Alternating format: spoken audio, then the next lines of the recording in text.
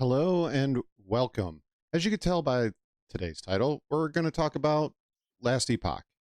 First, a little brief history on action RPGs and me. So, I've been playing ARPGs since 1999. I've played a lot of them. I would probably say that ARPGs are still my first love when it comes to computer gaming, and probably one of the major and main reasons why I even got into computer gaming to begin with. Um, Obviously, titles like Diablo, Path of Exile, Marvel Heroes, and Marvel Heroes is a bit special, and I'll get into that in a minute. But I've been playing games like that, like I said, for 24 years now, 25 years, going on 25 years now. And even when I didn't have access to a computer or I wanted to play a couch co-op with a friend, I reached for games like Baldur's Gate Dark Alliance, Champions of Norath, X-Men Legends, Marvel Ultimate Alliance. I'm a sucker for ARPGs. I can't help it. I'm almost constantly playing them. But I would have to say my first love when it comes to ARPGs would definitely have to be Diablo 2 and Diablo 2 Resurrected. I've been playing that game in particular going on the better part of 22 years. It's been on and off, but I would say it's mostly on. I get a new computer, I build a new computer. One of the first games that goes, probably the first game that goes on is Diablo 2. Diablo 2 for me, especially coming out straight out of high school and starting to play Diablo 2, it was without a doubt, as far as computer gaming goes, life changing for me. Dan Breivik and his team did an amazing job with Diablo 2, which is why Marvel Heroes is on that list as one of my favorite ARPGs. It's not so much that the game was revolutionary, groundbreaking, or anything like that. It was a Dan Breivik creation. Um, and I really enjoyed that until the day Disney and the House of Mouse came in, bought them out, bought Marvel out, and shut them down. It was a good game. Was it great? No, it wasn't great, but it was a good game. It was fun. It was fun. And I think that's the whole point of this is playing these games that are fun. A lot of us play ARPGs for the grind and everything else, but they are fun. Um, and I can see with Path of Exile, it is Chris Wilson and his crew took a lot of inspiration from Dan Breivik and his team when they created Path of Exile. But enough about those games and my, well, being old. Let's talk Last Epoch. So when you first come in, you can play online or offline, which is really cool. I like that you can play online or offline. Just in case your internet goes out or, the servers are in bad shape like they were at the beginning of launch. I know that's kind of been the norm as of late. But let's talk about character creation. Now, let me get up my notes here because I don't know all of the subclasses. You'll be asked if you want to play in the cycle, which is their version of seasons, and then they have legacy, which is like standard or characters that are no longer in the season. So you get 5 character classes: the Sentinel, the Rogue, the Mage, the, what is he called? The Primalist, and the Acolyte. Now, each one of these classes has their own mastery or ascendancy, if you will. We'll start with the Sentinel. The Sentinel gets the Force Guard, the Void Knight, and the Paladin. The Rogue gets the Falconer, Marksman, and Blade Dancer. The Mage gets Sorcerer, Spellblade, and Rune Master. The Primalist, he gets the Druid, the Beastmaster, and the Shaman. And then the Acolyte here gets the Lich, the Necromancer, and the Warlock. I'm not sure what level it is you unlock these masteries, but I think it's right around 20-ish. I think. Now, once you've chosen a mastery or ascendancy, you can't back out of it, but you can choose more than one mastery, and I'll show you that here in a little bit. You can make hardcore characters. You can make solo account found and solo character found. The hardcore, if I remember this correctly, they said that if your hardcore character dies, you can still play it in the season. I may be wrong. I'm not 100% sure. Maybe if your hardcore character dies, it goes to legacy. But either way, when your hardcore character dies, it's not totally a total loss. You can still play your character. Let me show you kind of the inside of the game, and we'll discuss what I like and don't like about the game. All right, so this is town. You know, we're all very familiar with this throughout many games like this. You have your stash. If you have it set up. If you don't have it account bound or character bound, if you don't have it character bound, I should say, your stash is shared with all your characters. And a nice thing is that for a simple purchase of in-game gold, which you can find laying around everywhere, you can buy more stash tabs. You can even create your own categories for the stash tab. So, you know, you want helmets in one, gloves in another, you can go ahead and do that. Some other things that you can spend gold on. Obviously, there's an armor and weapons shop. There's gambling. You know, they got all the stuff. They got everything. Really, they really have everything. Other things that you can spend on gold. So, well, let me backtrack. Let me show you the skill tree here. So this is on my rogue. This is the main skill tree, right? And these are my passives. It's pretty straightforward stuff. It's not overly complicated like PoE, where you got the spider web of stuff. And yeah, I know it's been explained to me before. It's really not that complicated, but it's daunting when you first look at it. So, you know, you put a point in, you get, like on this one, you get a attack speed increase and physical damage increase. Over here, you get damage while taking moving, minus 20%, increased dodge rating, 25%, and so on. Now, for your masteries here, it branches off into a separate category, and you can put points, once again, how you'd like it. And it's just like the other one, very straightforward. Take the things that you want, like this one gives me critical strike avoidance and bow critical strike multiplier. So you know, you kind of feel out what you want to do, and you go ahead and, you know, fill out those points as you get them.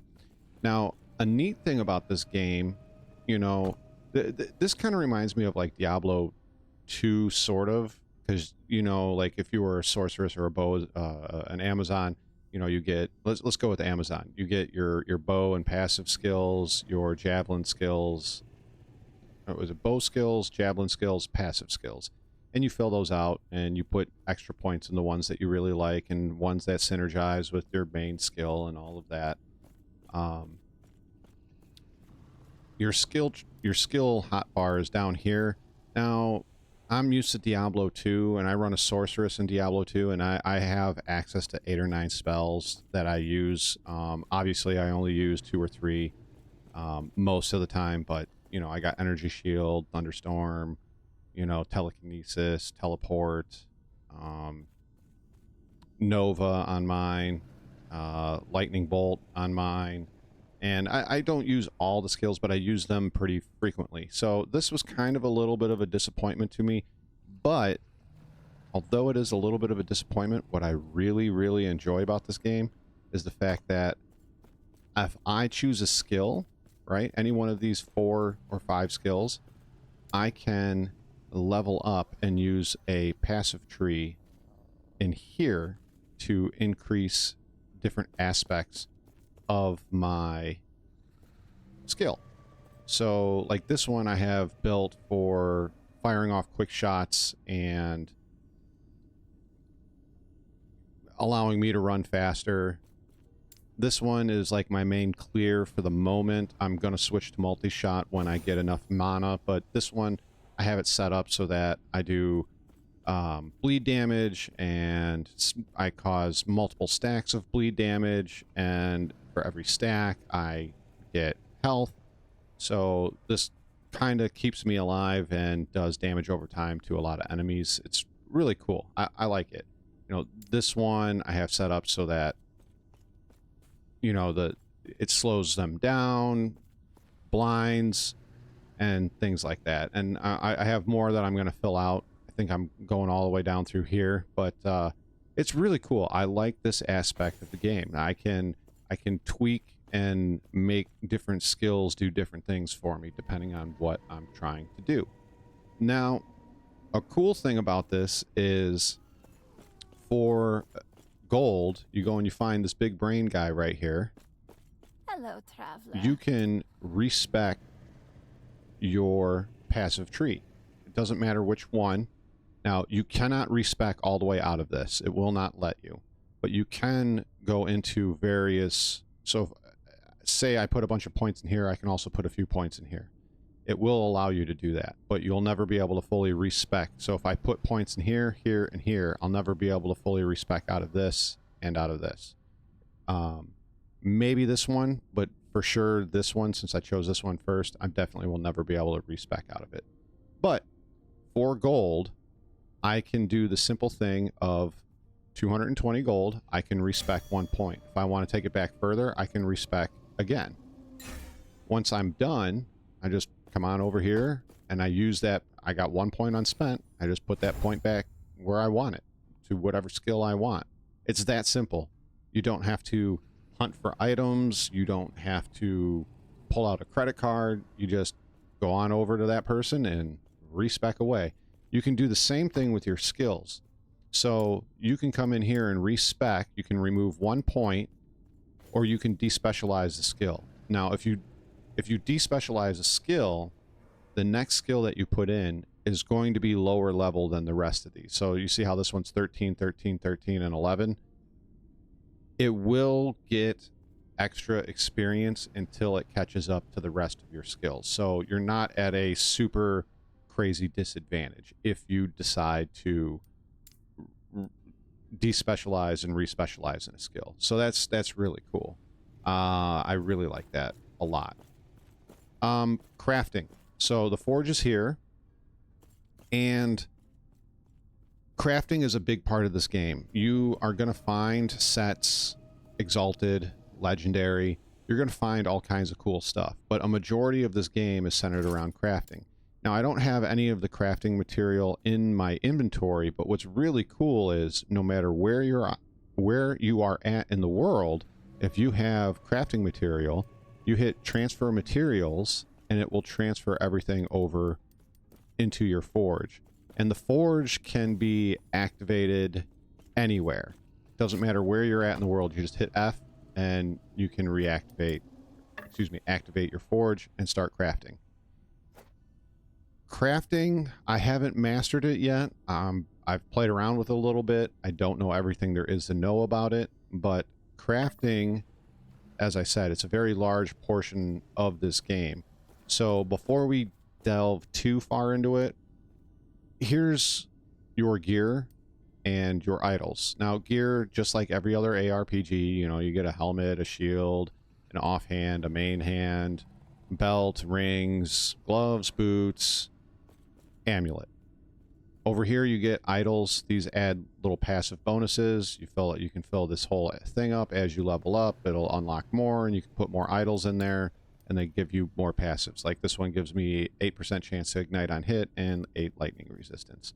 So yeah, the other items, just like in every other ARPG, they're pretty much the exact same. You have your base attack, your increased damage, your increased damage over time. On this one, I have increased stun chance to slow.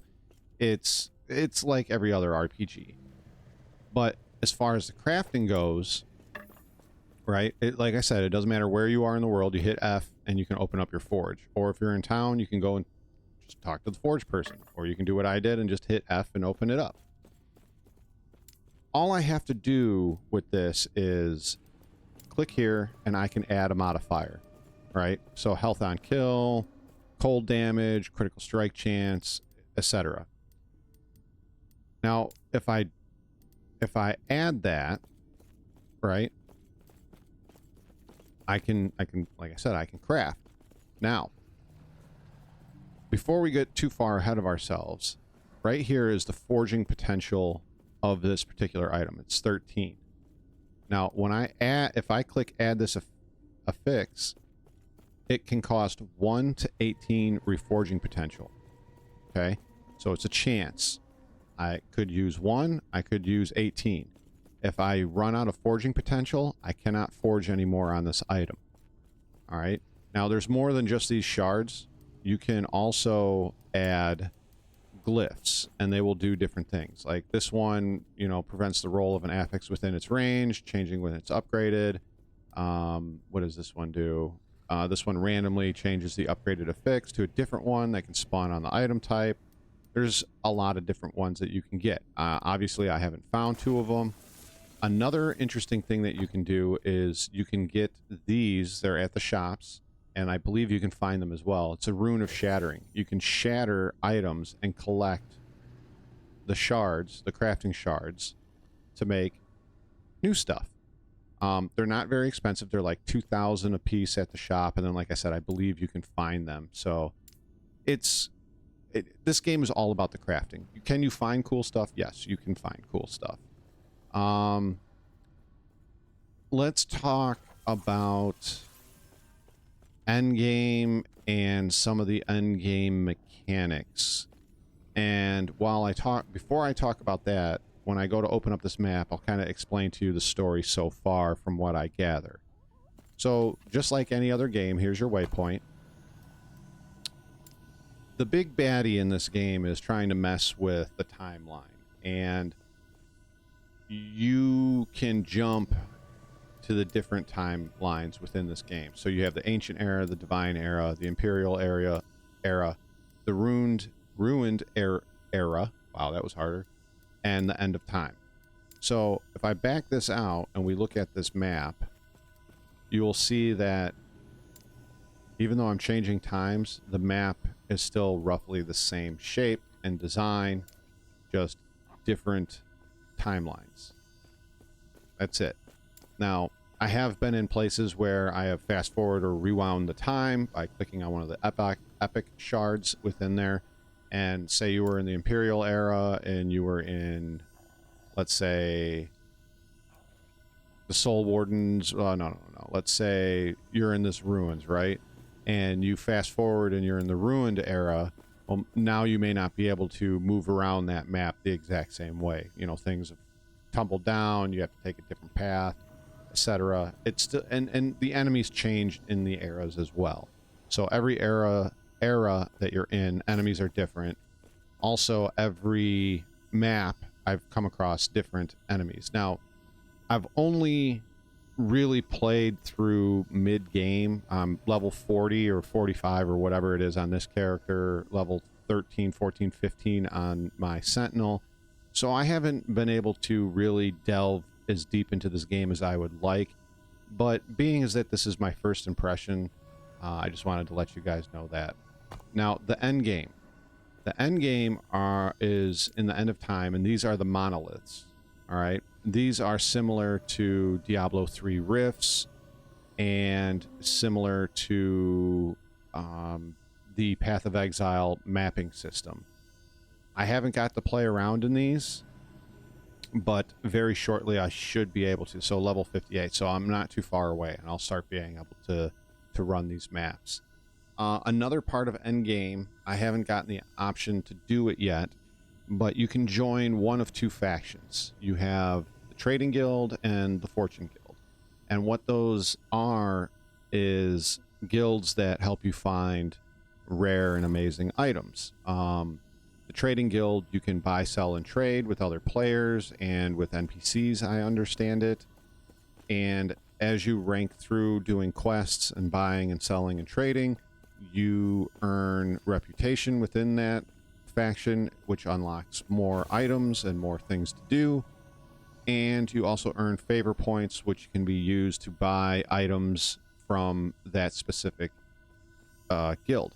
The fortune one, the way I read it, it's more like a chance at magic items or rare items, and it's the same thing. You do quests and missions for them, you gain more reputation, which allows you to unlock more items, and you also gain favor points, which will allow you to buy more things from that guild shop. Now, here's the thing. One character cannot be in both guilds, but you can have multiple characters on your account in either guild, so it doesn't matter. You just have to be careful with what character you plan on doing, what path you want to go down, because you won't be able to switch once you've taken one or the other. Now, let's talk about some more things that I like about this game and compare it to some of the other ARPGs that I've played. Diablo 3 I really did not care for. I played through the campaign and a little bit of the endgame when it initially launched, and I did not care for it. I didn't like that I was limited in skills. I did not like that the skills themselves were limited in how I can upgrade them and use them. I'm more of a Diablo 2 fan. They do the same thing here to a point. Like I said, the skills you can upgrade and they have their own passive trees. But over here on your character itself, you don't put points into dexterity, intelligence, strength, vitality, any of that stuff. It's all found on gear. So like if you look here, you know, I get 2 vitality. Wait, where is it? 2 vitality on the belt, on the boots. 2 to dexterity off of the armor, etc. So I don't really like that. What I do like though is the itemization here is really nice. I like that each one does something a little bit different. Like you're not going to get movement speed. I'm sure you can, and I'm sure you can craft it onto a belt, but for the most part, I've found it mostly on boots. Damage modifiers are usually on gloves, belts. I've seen it's potion slots, chance to get more potions, fire resistance and things like that. Rings, it's the same thing. I don't really see too much movement speed on here, but once again, I'm only mid-level, so I can't really say one way or another that that's a fact. The other thing that I like about this game, but dislike about a lot of ARPGs, and not one in particular is at fault for this, it's a lot of them. So if I take this off, woo, naked, and then I put this on, it changes the look of my character, and I think that's really cool. It gives it, I don't want to say a unique look, but a different look every time you change the armor. I really like that. I mean, even the boots. I change the boots change. You know? I have these bracers on. I take the bracers off. I put gloves on. Changed. So I really like that. I think that's cool. I like the way that's set up. I like that my character changes as I change the items. Like I said, there's a lot of other ARPGs that it doesn't matter what you put on them, they all look the same, and it kind of sucks. I like that they changed this up and made each piece not unique but different looking, and I'm sure I'm going to come across a lot of armors that all look the same, but it's really cool that when you change it, it looks different. Some things that I don't like about this game.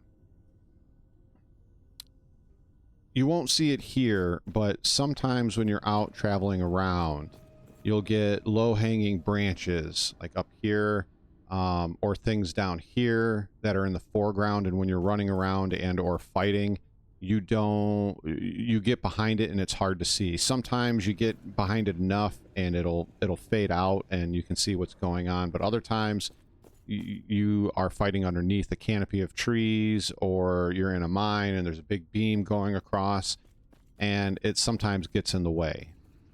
Another thing that I dislike about this game is, now I've only noticed it because, like I said, I only have 2 characters. I really notice it with the marksman. If there's a flying or floating enemy and I turn to start shooting at it, turn and hit Q to start shooting, it, even though I'm looking at it, I've clicked on it, I'm facing in that direction, I'll be shooting along the sides of it and not actually hitting it. Is it a skill issue? Maybe. Is it a graphical issue? Maybe. Is it a desync issue? Maybe. But I have noticed it. It's not a deal breaker. It doesn't ruin the game for me. And the same with the overhanging stuff in the foregrounds. It's not a deal breaker. It's just an annoyance. I'm really just kind of nitpicking at this point. Another thing that I don't like about this game is if we go on this map here, I'll find one that's got an objective for us. So I'll go to the Imperial era. We'll go here.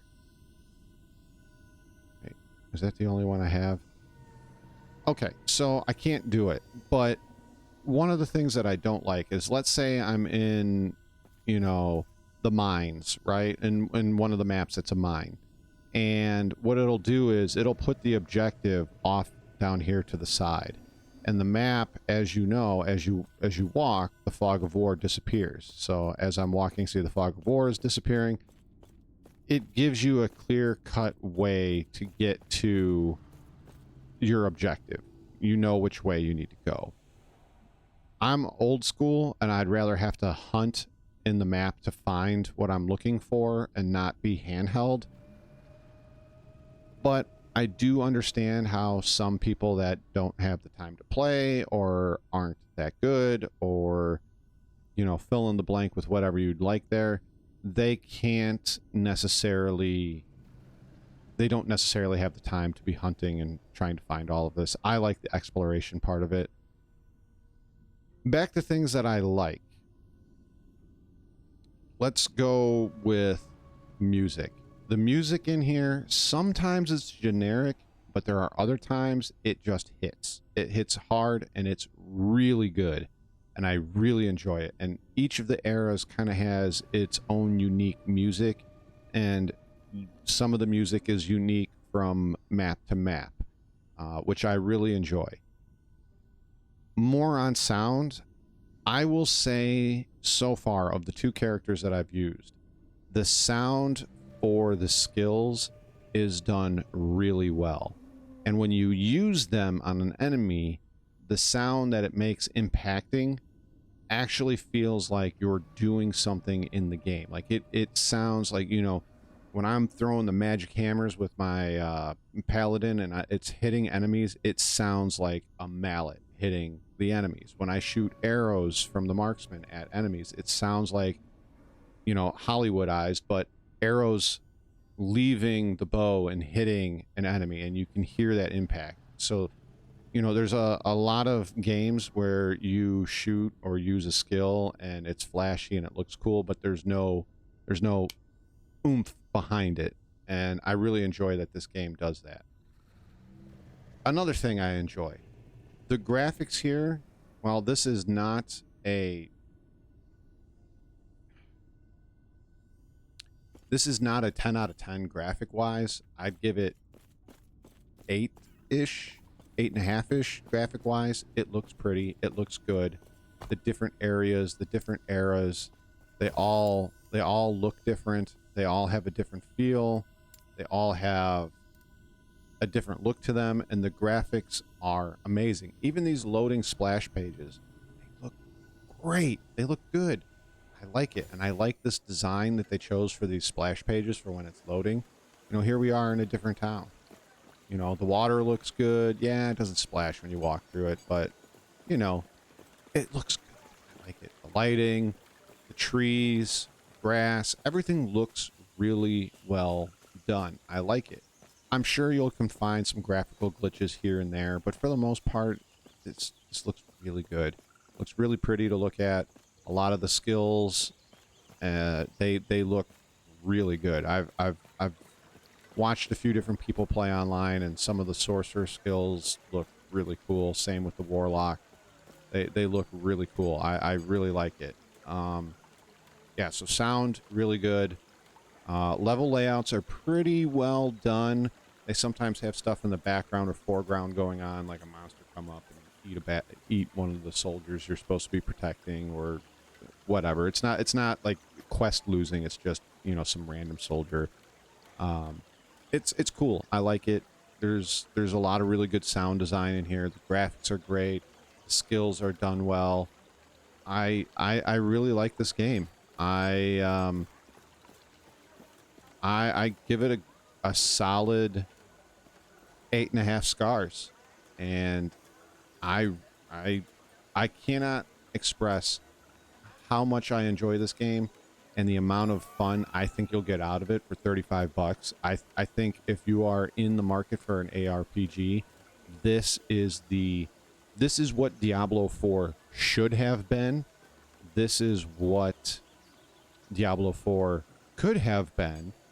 And I think that this is kind of like one of the perfect blends between Diablo 3 and Path of Exile. Now, you're not going to get the best. You're getting kind of a mishmash of the best parts of those games.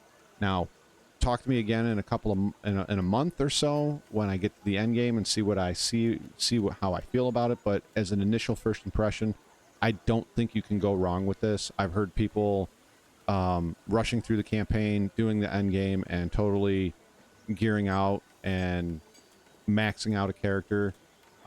It takes about 200 hours, 150, 200 hours. I think even if you played just one character and ran it all the way to the end and had it geared out, had that character geared out of his mind, I think 200 hours at 35 bucks is well worth it. Even if you never played it again, I think it's well worth it.